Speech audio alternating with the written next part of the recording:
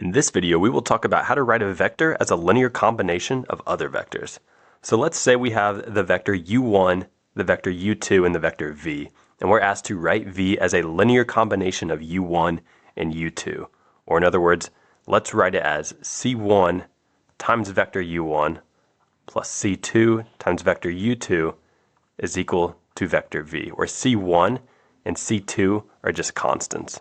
So the way that we can do this is we can create an augmented matrix using the values from all three of these original vectors, and then we can convert the augmented matrix into reduced row echelon form, and then we can find out what the solution is to that matrix. So we can start by creating this augmented matrix. So the values in the first column are just going to be the values from vector u1. So -4, 1, 0. The next column will be the values from vector u2, so -3, 0, 1. And the vectors in the augmented column are going to be from vector v. So -18, 3, and 2. So this is our augmented matrix. Now we need to perform some elementary row operations to convert this matrix into reduced row echelon form. And I'll link to a video that I have on reduced row echelon form just for extra practice.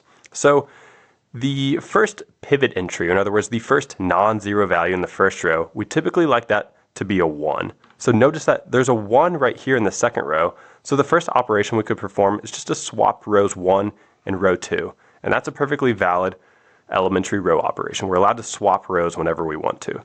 So we'll say the first step is swap row 1 and row 2. And here's what that looks like. So row 1 becomes what row 2 was. Row 2 becomes the original values from row 1. And row 3 doesn't change at all. All right, so that's our first step. So let's rewrite this matrix. Let's make a little room over here. All right, so this 1 right here in the first row is what we call our first pivot entry, or the first non-zero value in the first row. In reduced row echelon form, we want all values below the pivot entry to be equal to 0. So this one's already a 0, but how can we convert this -4 to be a 0? Well, notice that if we did -4 plus 4 times this 1 right here, that would get a 0. So let's do that. So let's say the new row 2 is going to be the original value from row 2 plus 4 times the value in row 1. So here's what that looks like. So row 1 doesn't change at all. We'll just rewrite those values. And row 3 isn't going to change either. But now in row 2 we said let's do -4 plus 4 times 1. That's 0. All right, and the next one we have -3 plus 4 times 0. That's 0, so that just stays -3. And lastly we have -18 plus 4 times 3. So 4 times 3 is 12, so -18 plus 12 is -6. All right, so when this matrix is in reduced row echelon form, we want all of the pivot entries, or in other words, the first non-zero value in each row, to be a 1. So notice that in row 2 right now, we have a -3, but notice that right below it, we have a 1. So if we wanted to, we could just swap row 2 and row 3 to make this pivot entry right here a 1. So let's do that. So let's say the next operation will be to swap row 2 with row 3. So that will get, so we'll rewrite row 1 since that won't change at all. Now row 2 has become what row 3 was, and row 3 is what row 2 was.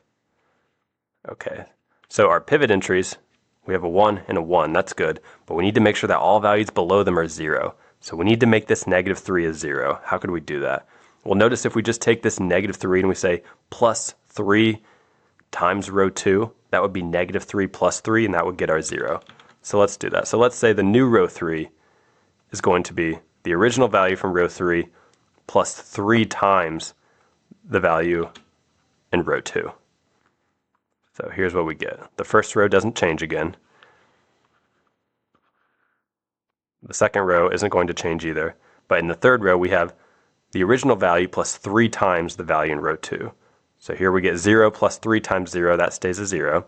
Here we get -3 plus 3 times 1, that's 0. Whoops, this should be a -6. So here we get -6 plus 3 times 2, So 3 times 2 is 6. So negative 6 plus 6 is 0. So this matrix is now in reduced row echelon form, where the pivot entries are both 1s. There are 0s above and below the pivot entries.